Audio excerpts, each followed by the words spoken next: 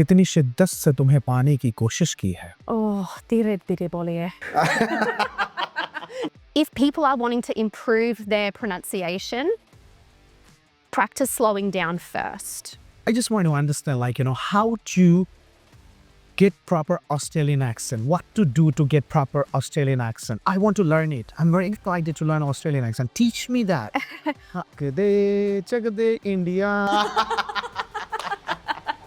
मैं बिल्कुल समझ नहीं आया. So it was a dialogue. It's about, as you said that you're a Christian, your in-laws family are just Hindus, right? So you're living quite happily. What is your message for all the Indians and all the world people? How can they live happily being from different communities? There's this misconception that you have to have a specific accent to fit in or have better opportunities. How to develop the flow and fluency of English, right? Amanda is speaking quite tremendously. Oh my God, what a fluency, right? So I just want to understand how to develop this kind of fluency. I call it Bature or you call it Bature? I don't know, you need to tell me. That's the Indian pronunciation. Bature? Bature. Bature. Bature. Bature. Bature. Hey everybody, whenever I speak English, people sometimes get confused and ask me a shocking question that what accent are you using? Are you using American accent, French accent, British accent, Australian accent, Russian accent, Cockney accent, or Indian accent? People ask me this question, but I'm not the right person to answer this question that whether what accent I am using. Today, I have found a very, very special and amazing personality who is going to explain about accent because she is from Australia. She will be telling me and guiding me on Australian accent. She's a communication coach, English speaking trainer, and she is most importantly an accent coach, right? She is none other than Miss Amanda Boyce, right? She is an amazing and a very active here in this language, living in India and training to Australians. Oh my God, What an introduction. Thank you very much. Was it a good introduction? It was. Thank you. First of all, a very, very good evening. How are you? I'm wonderful. Thank you so much. I'm so excited, but also very nervous to be here. It's my first in-person interview. Don't worry. All the ladies I have podcasted, they feel very comfortable. Good to know. All right. So they feel very comfortable because I just could take it very smoothly, right? My first question I'm coming to you, first of all, traveling from Australia to India, how was this journey? Oh, gosh, we might need a whole other episode for that. Just kidding. It wasn't easy, I will say. It's been over 6.5 years since I moved here. I moved in June 2019. I moved to get married. My husband's Indian. So we got married in November 2019. And then just a few months later, the pandemic started. So our first few years of being married were in lockdown. Weren't allowed to do anything. I hadn't really made friends yet. It was really hard. It was lonely. I didn't know the language. But slowly, I started to make friends, learn Hindi, started working. I created my business, Aussie English with Amanda, and now it's much better. I feel completely at home here. So do you think that after you got married, the COVID came because of your marriage? Well, COVID came to India a few months after the rest of the world, so I don't think so. Oh, you don't think so? Okay, just a part of fun actually, right? So yeah. Now I'm coming to I've established your business and you're an English coach and you're Aussie English, with Amanda Boyce, right? So I just want to understand that why this English fascinated you, because you belong to such a country that way people talk in English language. So why have you become an English teacher and trainer? Oh, you know what? It's so funny because I started teaching English just as a time pass. Although that's an Indian English word for those who don't know, to pass the time. But yeah, as I said, I hadn't made any friends. I was really lonely because of the pandemic. I hadn't been able to get outside and meet people and socialize. So I came across an ad on YouTube for a company called Cambly, which is a conversational English platform. And I thought, you know what, why not? I'll apply and see what happens. At least then that will kind of fill my days. It will give me that social interaction with people. So I did. I applied. I was approved within 24 hours and I started teaching. And then over time, I started realizing that I really enjoy doing this thing. And it was probably about a year and a half after I started and I changed platforms. And people started to book me just because I'm Australian.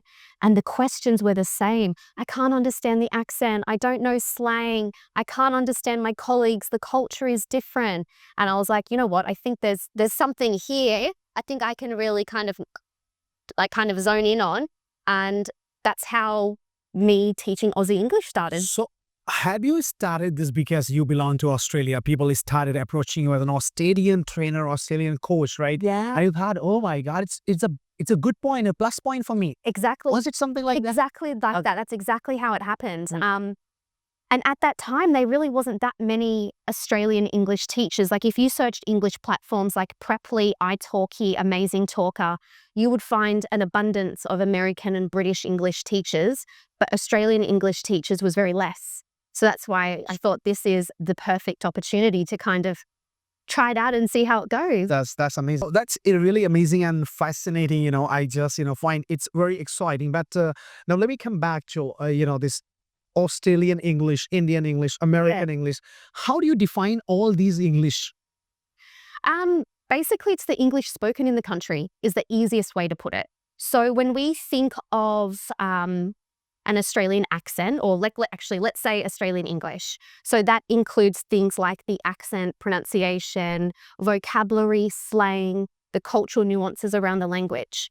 So I've had Australians comment on some of my stuff before saying, what's Australian English? It's just English. And I'm like, well, actually, it's the English spoken in Australia. They don't realize that it's different in different countries because they've probably never experienced other sorts of English.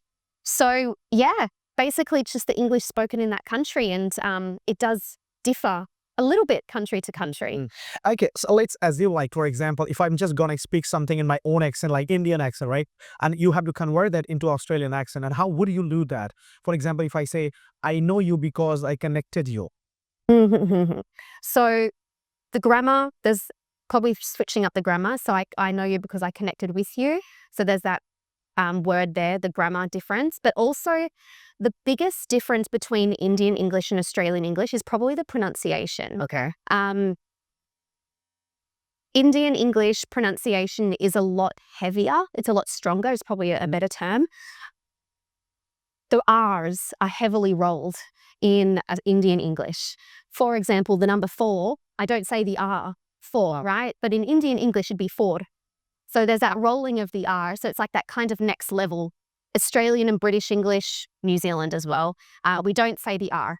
American English says the R, but it's not rolled. Then something like Indian English and a lot of other European Englishes as well has the rolled R, but it's probably the biggest difference. Now, for example, if I say table, how do you pronounce this? Table. Table. Yes. Water. Well, there's 2 ways here, depending on how you want to say it. So I use something called a flapped T or a T flap, where the T in between 2 vowel sounds sounds like a D. So I say water. Water. Yeah, instead of water. Water. Yeah, but you'll hear both in Australia. Okay, that's fine. Okay, water and water is fine. Yeah. So excuse me, a glass of water. Yeah. Okay. Yeah. That's great. Then what do you call border? Which one, sorry? Border. As in like the border of a country? Border of the country. Yeah, so we don't say either R, so it'd be border. Border. Yeah. R gets silent. Yes. Okay. So where can we silent our R? Before R, if there are vowels, we can silent it? I love this question. Okay, so there is actually one main rule to think of. So if the R sound or the R sound is followed by a vowel sound, you say the R. You say the R. Yeah. How is it? So for example, I've just done it then with 4 examples. So for by itself, we wouldn't say. Okay. But example starts with a vowel sound, so we link the R by pronouncing it. For example. For example. Exactly. Okay. Yes. For example, okay, if for is only single word, and we have to pronounce that, how can we pronounce them? For. For. Okay. Yeah, and then if you think of the word Australia, Okay. we say the R in Australia because after R is A, Australia. Australia. Okay, interesting. Australia. Whenever there is a consonant before R, we just pronounced it like R, right? Australia.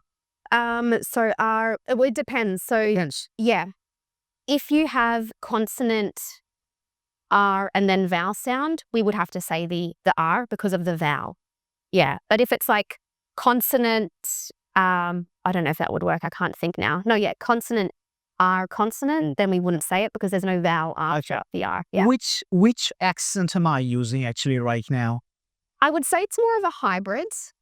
Yeah, because there are features of different accents that you're using. So you're not doing that rolled R, which would be more Indian English. But there are some American features that I can hear, some British features. So when there is that mix, we would call that a hybrid accent. So can I call it like, I have generated it by my own self that I'm using, right? It's kind of mixture. Yeah, exactly. Is that okay? Yeah, it is. It absolutely is. I think there's this misconception that you have to have a specific accent to fit in or have better opportunities. I think the most important thing is that you're understood. And one thing that I've noticed a lot with my time here in India is that Indian English speakers tend to talk quite fast. Talk fast. Yes. Well, why is it such? Confidence. So when people are very confident in a language, I'm a very fast English speaker. I'm slowing down here. But if you just hear me normally or excited or angry, I talk really fast. So I think it's a confidence thing. When people are confident in their language, they tend to talk a lot faster. So when you speak fast, I think that becomes hard for your husband to understand you. Yes, exactly. Yes, absolutely. Right. So yeah, so basically, if people are wanting to improve their pronunciation, practice slowing down first. Practice slowing down. I would say that's probably the first step. Okay. And then you can look at making some subtle changes in other parts of pronunciation. I just want to understand, how to get proper Australian accent. What to do to get proper Australian accent. I want to learn it. I'm very excited to learn Australian accent. Teach me that. All right. So the first and foremost is not to say R, basically. Not to say R. Yeah. That's probably the most important thing. Understand that there's a difference in vowel sound. So before, when you asked me how to say table, that A sound that we use in table is called a diphthong. Table. Exactly. Table. Exactly, yes. But what I've noticed with a lot of South Asian English speakers is that they use more of an F sound. So table. Table. Yeah, so we would use that. I know the table. Yeah, All right. exactly. You know the table. Okay. Yeah. That's absolutely fine. So this R, don't pronounce R. Yeah. And then when there is A, you just say A, right? Table. The written letter A has multiple pronunciations in English. Oh. So it would, to really understand the Australian accent, you would have to understand the different pronunciation of vowel sounds, the different types of pronunciation, and understand that spelling does not equal pronunciation that you hear and speak. Give us 10 Australian pronounced words so that we can practice those words and we can follow the path of improving our Australian accent, actually. So first one is using that same sound in table is mate. Mate. Mate, as in g'day, mate. Okay. I mate us today.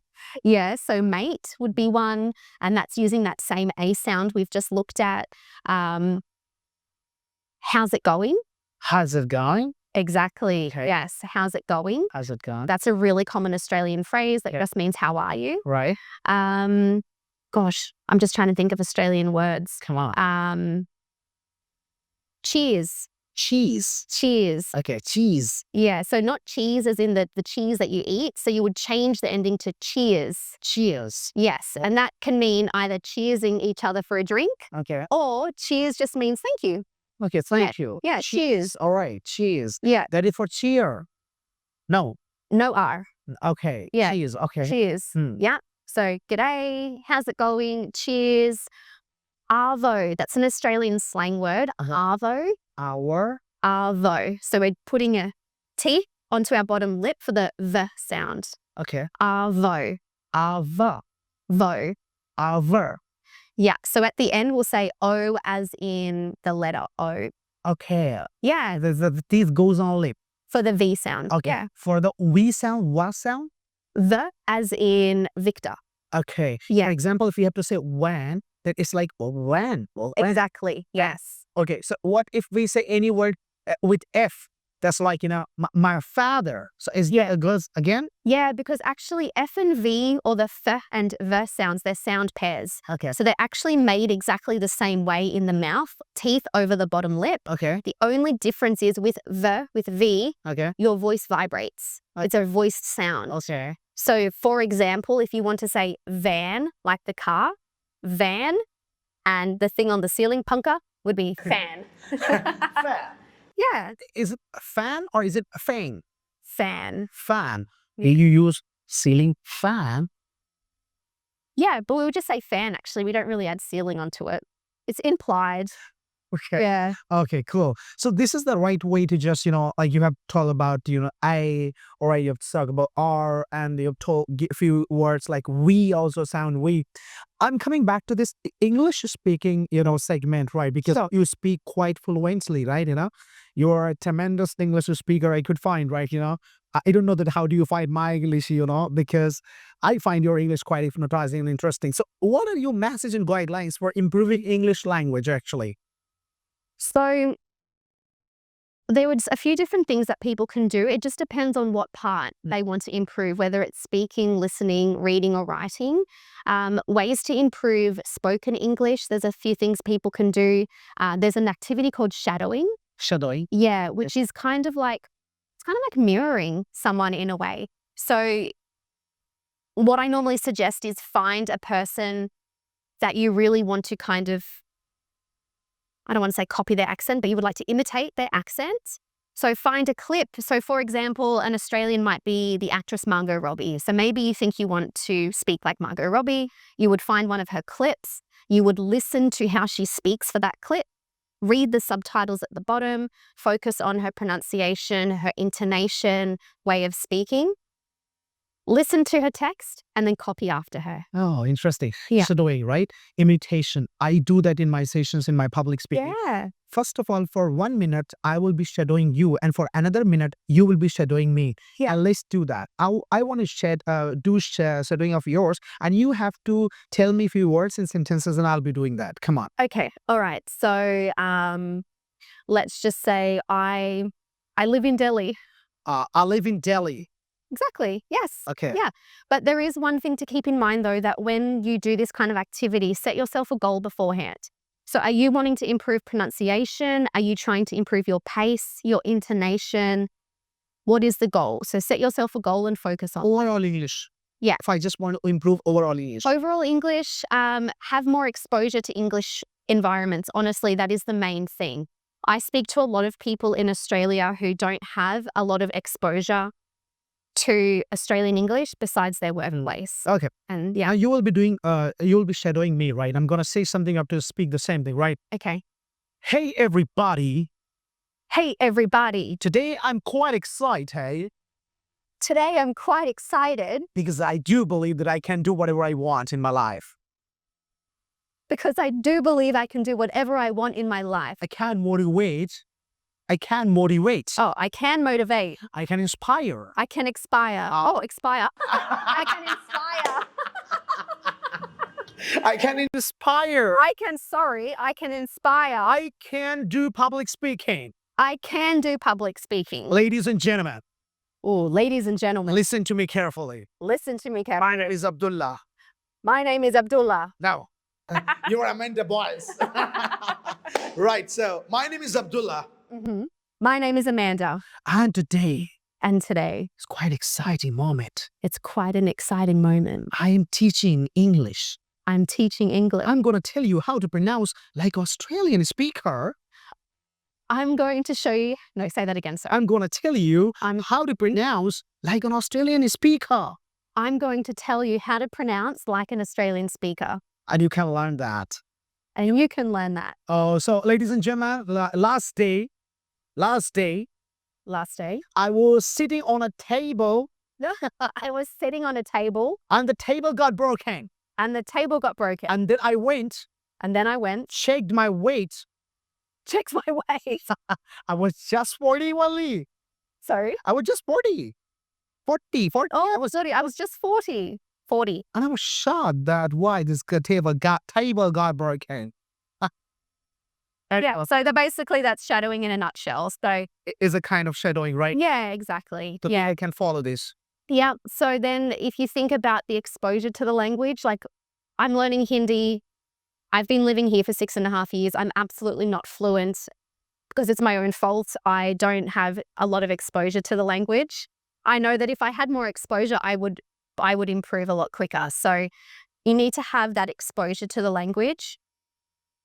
A lot of people think in their native language. I think in English. I don't think in Hindi, right?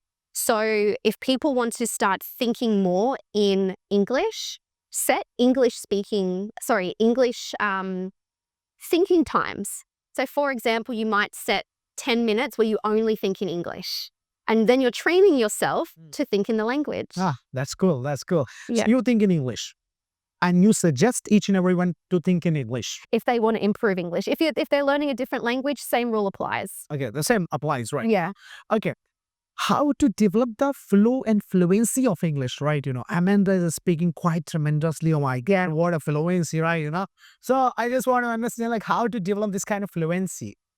So again, exposure to the language. So listening to things like TV shows, podcasts, even TED Talks. Happiness podcast. There you go. There's one. Jess.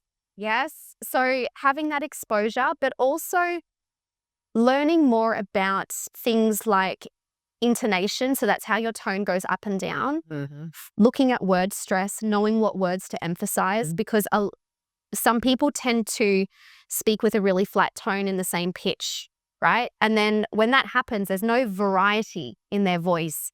So people tend to tune out or check out. They'll listen to checks out because they just get bored of hearing the same tone. Right. So if you want to speak more with more of a flow, learn where you would use rising intonation, where you would use falling intonation, what words do you want to stress, where you would slow down, where you would pause.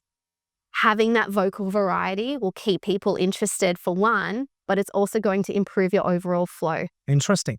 As you quoted about, we should work on our variation of the tonality exactly. So I just want to understand that how to work on our tonality. Yeah. What to do, what exercises we can. Yeah, that's a really great question. So a lot of people don't realize that tonality is not just the words you speak, okay? It includes facial expression. Okay. Right? So I'll give you an example I give my students. I used to work in a call center, many call centers actually, back in Australia. And one of the first things we would learn, or what we would be taught in our training, is that before you answer the phone, smile. Because people can hear the smile through the phone. Right. So let's say I'm busy working away and my phone rings and, I don't want to answer it. And I'll just say, "Hi, it's Amanda. How can I help?" And it sounds very rude, right? Because I didn't move my face. Right. Whereas, again, I'm busy, I'm working away, but the phone rings, add a smile. "Hi, it's Amanda. How can I help?" Is a huge difference. So to work on tonality means to practice playing with your voice, playing with your emotions. So if you're excited, practice in an excited voice. "Oh my God, I'm so happy." "Oh, I'm so mad." And playing with those different features, because actually with tonality, what I think the percentage is 80% of tonality comes from your facial expressions. Okay. Yeah. So to work on that, actually go onto Google and look for TV show scripts or movie scripts and practice reading them in different emotions. Do it in front of the mirror. Play with your voice. So if that means, I want to speak like this and practice crying and being sad or being really happy. But you have to play around and practice. If you don't practice, you're not going to improve. It's like driving a car. If you don't practice, there's no way you're getting behind the wheel to drive, right? True. Yeah. So practicing tonality, like you said, that 80% of the tonality comes from facial expression. That we have to bring the facial expression. What are the exercises and what are the emotions that we should keep in our mind to practice facial expression? Like what to do to improve facial expression? That if you would just suggest. Yeah, do it in front of the mirror. So I think the main emotions you can practice is like happiness, anger, sadness, shocked, feeling of overwhelmed. Just stick to those kind of core emotions and just do it. Do it in front of the mirror. Practice those different kind of facial expressions and then add words into it. Show all 5 natural and universal emotions and expressions through your expressions. And with the sentences as well. Okay. I'm going to use the same sentence so that you can see how much tonality is about emotions rather than the written words. Okay. So if I want to use the phrase like, I'm excited. So let's do happy. I'm excited. I'm excited. I'm excited. I'm excited. If we want to say the same thing but angry, I'm excited. But see how my face changes? My eyebrows kind of furrow in. My voice gets a little bit deeper. My pitch changes, right? So that's more angry. I can't be angry pretend, but yeah, I'm excited. Or let's say I'm sad, I'm excited. Facial expression changes, right? Shocked. I'm excited. And then there's that kind of the non-words as well, like that kind of thing. So yeah. Oh, I'm excited, huh? Yeah. That's absolutely fine. Oh my God. Confuser. Oh my God, what an amazing expression, Exactly. Quite fascinating. Wow, that's really the greatest thing and the most effective and transforming thing you have told. And I want to now understand that what do you think about speaking the same language, English on the stage? It's like, let's convert English into public speaking. And how to initiate, how to give a pitch, how to just, captivate each and every audience and each and every person, what to do. I should be asking you this. You're the public speaking expert, aren't you? I don't have a lot of experience with public speaking, but I think captivating audiences works, I think, pretty similarly across different situations. Okay. And learning where to pause for dramatic effect, learning which words you want to stress, you want to highlight. Imagine your sentence, you want to highlight the keywords. You are in control of what people listen to.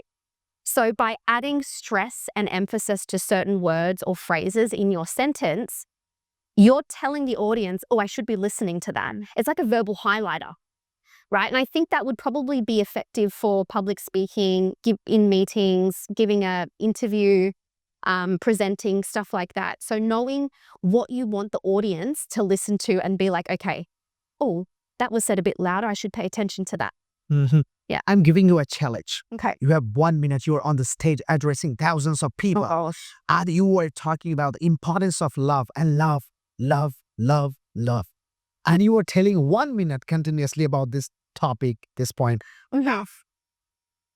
How will you be talking? Where will you be pitching? Well, what will you be emphasizing? Actually, I want to understand that. Oh my gosh, that's actually, I'm not very good at impromptu being put on the spot. Like, come on, I do that. That's my habit. So love doesn't just mean romantic relationships. Love can be friendships. It can be the relationship you have with animals, with your pets, with your friends, with just people around you. If you don't have love in your life, then it will feel like something's missing.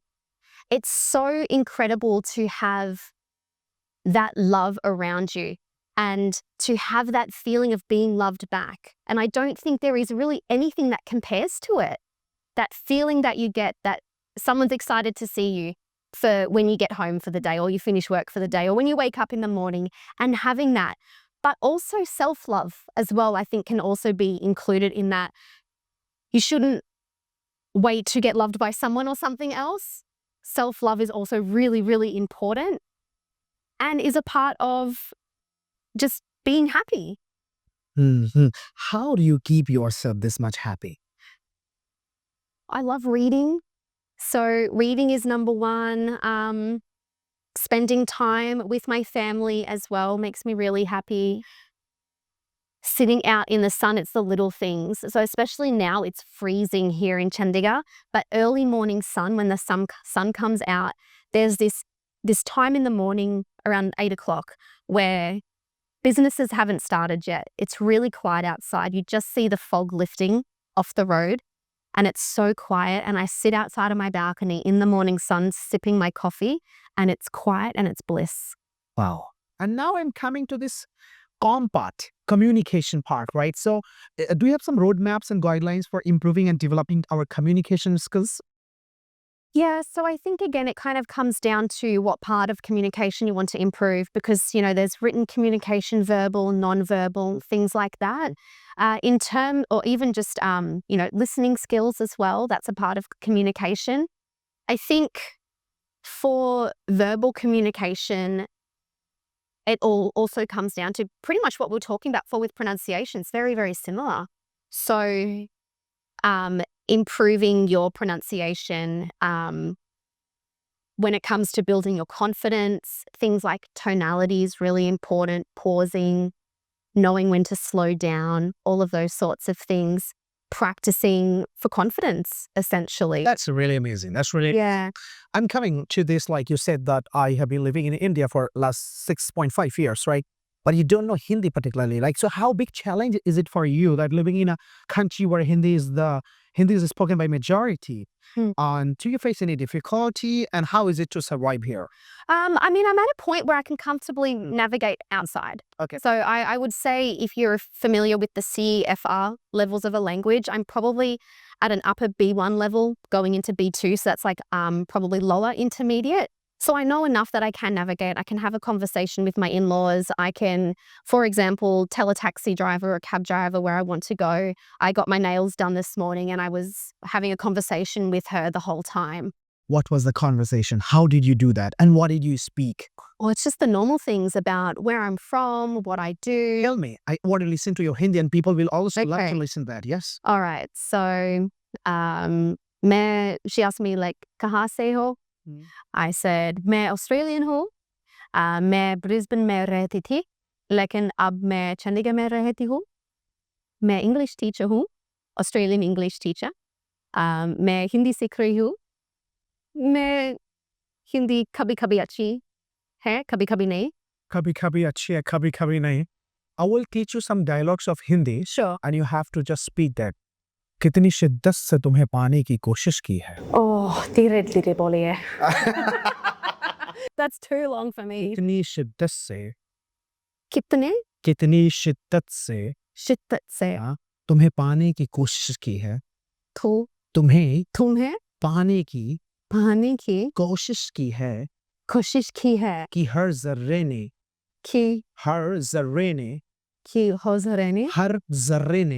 जर्रे ने तुमसे मिलाने की साजिश की है. साजिश की है. चक दे इंडिया. मैं बिल्कुल समझ नहीं आया. So it was a dialogue. It's about, how much struggle I made to find you, and each and every part of the world helped me to meet you. To find That. Yeah. Yeah. It is a dialogue of SRK Shah Rukh Khan. Okay. Yes. Yes. Is that from the movie Chak De? No, that's not from Chak De. That's from Kitni Shiddat Se Tumhe Paane. That was from the Rab Ne Bana Di Jodi. Oh, okay. Yeah. So, all right. So I just want to say, which Hindi word do you find more fascinating or the most fascinating? I love bakwas. bakwas hai. ये bakwas क्या है? You understand bakwas? That is nonsense. Yeah. So you find it very lucrative. Well, I think it's very funny. I don't know. It's like the Actually, I know. I love to speak that. yeah. When do you speak? When do you use this? Oh, usually when I'm just talking to my dogs, if they've done something naughty, like ये bakwas क्या है? I think you have 3 dogs. We do, yes. 3 dogs. 3 dogs. How do I know that? Maybe LinkedIn because I put a photo with the 3 bulbs. Yeah. All right. So you say to your dogs, "Kya bakwas hai?" Do those dogs understand that you're bakwas? No, but I would say they're bilingual dogs. So they understand sit in English, but then when it's dinner time, I'll say kuch khana. And then they get really excited. Ajay, I understand kuch khana. Yeah, All but they understand mix. So my in-laws don't speak English, but they will speak English to the dogs, like sit or on the bed, because my dogs don't understand the Hindi. Bet. Because they're your pets, right? They're Australian pets and they understand only English.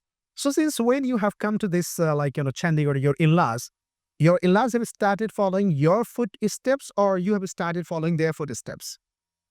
I think it's a mix of both. It's a really, really special relationship, I think, because my husband and his family are Hindu. I'm Christian, and I respect the festivals and culture. And, I celebrate things like Karva Chauth, Diwali, we celebrated Lodi, things like that. But then on Christmas and Easter, they will celebrate. Okay. So I think it's a very kind of mutual, a relationship of mutual respect. A couple of years ago, we had gone to Himachal for the day for a road trip, and we visited some temples. Himachal Pradesh. Yeah, and then we finished up in Kasoli, and I like to go to the church there to light a candle. And I really, really strongly remember this situation where I went in and I turned around and my in-laws were sitting behind me, and afterwards they had said that I always go to their temples, so they wanted to come to and see my church for me because I do the same thing for them. That's really wonderful. It is called, the brotherhood. It's called respect for each and one and mutual understanding. As secularism, especially, right? So I'll make you celebrate Eid as well. Don't worry.